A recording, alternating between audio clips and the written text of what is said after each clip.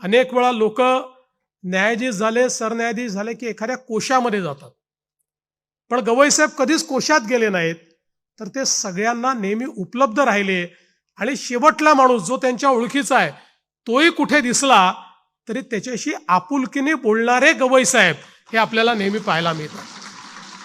आजही आपण बघितलं असेल तर इथे आल्यानंतर या सभागृहामध्ये किमान 25% लोक तर असे आहेत की ज्यांना ते पर्सनली ओळखतात, कारण त्यांनी तसे संबंध नेहमी सगळ्यांशी ठेवलेले आहेत.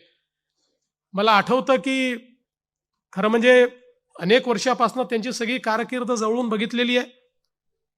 ते ज्यावेळेस सरकारी वकील होते त्यावेळी नागपूरच्या झोपडपट्ट्यांचा प्रश्न निर्माण झाला आणि उच्च न्यायालयाने नागपूरमधल्या काही त्या ठिकाणी 40-50 वर्षापासून लोक राहायचे अशा झोपडपट्ट्या त्या ठिकाणी तोडून टाकण्याचा निर्णय घेतला.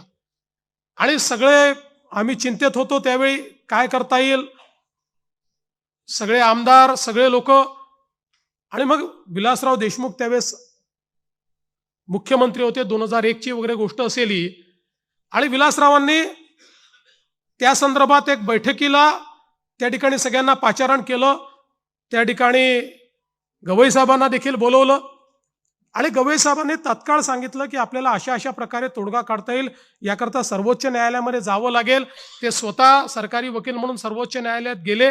त्या ठिकाणी योग्य अशी भूमिका आपले दुसरे वकील वगैरे लावून आणि त्याच्यावर स्थगिती आणली आणि खूप मोठा जो लोकांचा प्रश्न होता तो सोडवण्याचं काम केलं. पण तेव्हापासून मी बघतोय की मानवता आणि संवेदनशीलता हा खरा त्यांच्या स्वभावातला गुण आहे.